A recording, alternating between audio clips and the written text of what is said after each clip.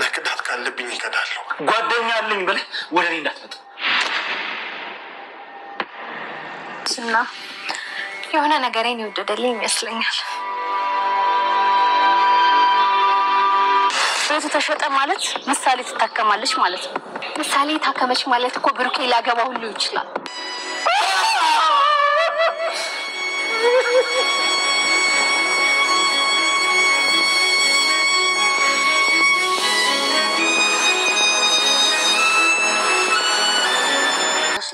ሰው እንቅልፍ ከነሳ ይሰንብታል አንድ ደሃ አቅም የሌለው ሰው እንዴት አንተን እንቅልፍ ይነሳል ዝም በይ እሱ ደሃ ነበር እኔ ነኝ ቆምጣጣ ደሃ ያደረኩት ደግሞ በደምስ ድህነት ምን ማለት እንደሆነ የድህነት ጥልቀት የቱ ጋር እንደሆነ በደንብ አሳየዋል ድህነት ለሱ አዲስ አይደለም ያደገበት ነው ወርሶት እንደሆነማ በደንብ አውቃለሁ እሱ ግን ከአባቱ የተቀበለውን ድህነት የሚያወርሰው ልጅ አይኖረው እሱን አትግደለው በየቀኑ ከምታሰቃየው እኔ እንግደለኝ አቤት ፍቅር ይሉታል የኛ ሮሚዮና ጁሊየት ተጨምርልሽ ዛራና ቻንድራ አቤት ፍቅራችሁ ኮተታ አቤት ፍቅር የፍራታ ለመሐሊት ሌላ ተንኮል ነገረቻት አሁን ገዚታ አስመስለሽ ሌላ ቤት የሚገዛ ሰው ወደዛ ቤት አምርተሽ ነገሮች እንዲበላሹና እንዲዘገይ አድርጊ በማለት ምክር ሐሳቧንም ለግሳታለች ሉላ ወደዝና ለሶስተኛ ጊዜ ተመልሳ ስቃዩን እየበላሽ ትገኛለች በሌላ በኩል የሞገሴና የብሩኬ ጓደኝነት እዚህ ጋር ተበጥሷል ሰላም እንደምን አመሻችሁ በእያላችሁበት የዓለም ዳርቻ ሰላማችሁ ብዝት ይበል ያልኩኝ ለዚህ ቻናል አዲስ ከሆናችሁ ላይክ ሰብስክራይብ ሼር በማድረግ ቤተሰብ እንድታደርጉኝ በአክብሮት ጠይቃችኋለሁ ዛሬም ታዲያ እንደተለመደው ምሳሌን ይዤ መጥቻለሁ እስከ ቪዲዮ ፍጻሜ አብራችሁን ቆዩ ሉላንና ግታትና ቅድስትም ትፈታለች የቤቱ ግድም ይነሳልሃል ብሎ ሐሳብ እንዳመጣለት ሞገሴ ተትንሽ ደቂቃዎች በኋላ ከሉላ ጋር ሲገናኝ ሐሳቡን ቀይሯል በዚህ ሰዓት ብሩኬ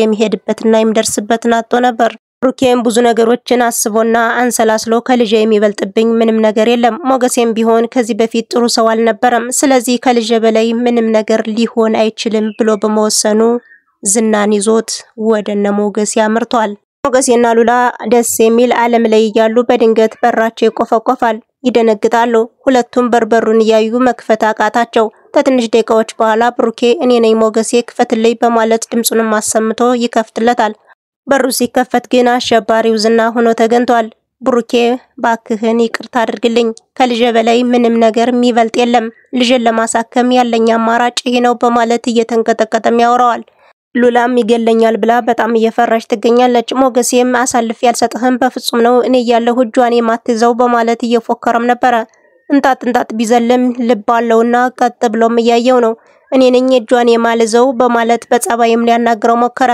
ሞገሴ ግን ተወራጨ ብሩኬም እየተንቀጠቀጠ እንደሷ አጥሁን ሞገሴ ቢለው ሞገሴ ሊሰማ አልቻለም ዝናም ብሩኬን እያስተዋለ ትንሽ ከተረጋጋ በኋላ አንዴ በቦስ ካጠጥቶት ሚስቱን ይዞ ወጥቷል አሳይሃለሁ ሁለታችሁንም አለቃችሁም በማለት እየደነፋ ጥሏት ብሩኬም ሞገሴ ራሱን ስቶ ነበርና ያዝ ሲያረጋው ካስመታኸኝና ካስደበደብከኝ በኋላ እንዴት ይዘኛለህ ውጣልኝ በማለት አንጃ ግራንጃ መናገር ጀመረ ሞገሴ እኔ ምንም ማድረግ አልችልም ልጄን ማሳከም ስላለብኝ ነው አንተ ደግሞ ሐሳብህን ስለቀየርህ እኔ ምን ላደርግ በማለት ባክህን ይቅርታ አድርግልኝ ግን አሁን ቀናቶች ቢራዘሙም ግን ቆይተህም ቢሆን ስትረጋጋ ይቅርታ አድርግልኝ ከልጄ የሚበልጥ ምንም ነገር የለም ለልጄ ስል ትዳሬንም ሁሉ ነገሬን አጥቻለሁ ታቃለህ ብሎ ሊያስረዳ ቢሞክርም ሞገሴ ውጣልኝ በማለት ብዙ ነገሮችን ብሏል መሐሊት በዝና ተማምና ቁጭ ብትልም የፍራታ ግን አርፋልተኛም ብላለች ቤትና መኪናው ሲሸጥ አንቺኮ ከሜዳ ላይ ልትወድቂ ነው ደሞ ቤቱ ከተሸጠ በምኑ ነው የሚያዞርልሽ በማለት ነገር እየቆሰቆሰች ትገኛለች መሐሊትም በዝና 100% ተማመናለሁ ብላለች ዳታ ከቅድስትና ከምሳሌ ጋር ስታወራ ነበርና ብዙ ከተጫወቱ በኋላ ራበኝ ስትል ቆየች ምግብ ስሪልን እያለች ቅድስትን ስታዘናጋ ብትቆይም ትንሽ ከቆየች በኋላ ብሩኬ ዛሬ ደስታ ላይ ነው። ስለዚህ ቤቱን ፏፏ አድርገን እንጠብቀው በማለት ታወራለች። በዚህ መሃል ላይ ሆና ምሳሌ አባቴ ደስ ካለው ደስ ይለኛል፣ ምክንያቱም ሳታቂ ነው ደስ የሚልሽ ስትላትም አባቴ ደስ ሲለው እኔን ደስ ይለኛል፣ ሲከፋው ደግሞ ይከፋኛል በማለት ብዙ ነገር ብላለች። ብቻ እስኪ ንገሪን በማለትም አፍላፍ ገጥሞ ሲጠይቋትም ነበር። ዳጣም ታልከፈላችሁኝ በፍጹም አልነግራችሁም በማለቷ በቃ ምሳዬን ጨምረሽ ትበይዋለሽ ትላለች ምሳሌ። ቅድስትን በቃ ሰራልሻለሁ በማለታቸው አሁን ተነግሯቸዋል። መሀሊት ተሸንፋለች። ስለዚህ ቤቱ እግዱ ተነስቶለታል በማለት ታበስራቸዋለች። እነሱም ምልልል በማለት ቤቲቱን ቀውጥ ያደርገዋታል። ዝና ባለቤቱን ወደ ሕክምና ከቤት ከመውሰዱ በፊት አስመርምሮ ይዟት ይመለሳል። ምክንያቱም ከሞገሴ ጋር ስለሰነበተች አብራ ተኝታ ከሆነ ብሎ ቸክም አስደርጓታል። እናም ሉላን ከሱ ጋር አንሶላ ተጋፈሽ ቢሆን ኑሮ ዛሬ መሞቻሽ ነበረ። ከቤት ውሰደኝና ገላግለኝ፣ መኖር ሰልችቶኛል፣ አስጠልቶኛል፣ እባክህን ከቤት ወስደህ ግደለኝ በማለትም ትለምነዋለች። ሞት ይናፍቅሻል፣ አትሞችም፣ ግን እንዴት ነፃ ወጣሽ? እሱ ግን እንዴት አብሮሽ አድሮ ምንም ነገር ሳያረግ ሰደደሽ? ነው ወንድነት የለውም እያለም ሲፈታተናት ነበር። እሷም እጅጉን ተናደደች። ብሩኬ እግዱ እንደተነሳለት ለዳጣ ደውሎላት ነበርና ከሱ ጋር ትሄዳለች። ሁሉን ነገር እየነገራት ነው። ለልጄ ስል ለጓደኛዬ መሆን አልቻልሁም፣ ሉላን አሳልፌ የሰጠኋት በማለት ጸጸት ውስጥ ይገኛል። ጓደኛዬን ገደልሁት። ግዴታ አንድ ሰው ለመትረፍ ደግሞ አንድ ሰው መስዋዕት መሆን አለበት። ስለዚህ አትጨናነቅ እያለች እያበረታታችሁ ነው። እሱ ግን የጥፋተኝነት ስሜት ተሰምቶታል። ሉላ ፎቅ ላይ ቆማ ታችታችሁን ታያለች። በድንገት መጣና ምን እያደረግሽ ነው? በሩ ሲዘጋበሽ በዚህ ልዘይ አምሮሽ ነው ይላታል። ሲሞቱ መጠየቅ ባይኖረው ኑሮ እዝላይ ራሴን ባጠፋና ብገላገል ደስ ባለኝ በማለት ትመልስለታለች። እንዴት ነው ያጠገበሽ?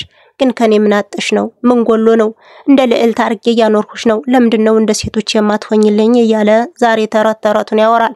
እሷም ግደለኝ እኔ መኖር አልፈልግም ትላለች። ትንሽ ተገረፍለሽ ነው እንዲሁነሽ የምታማርሪ? አሪፍ ኑሮ እኮ ነው የምትኖሪ።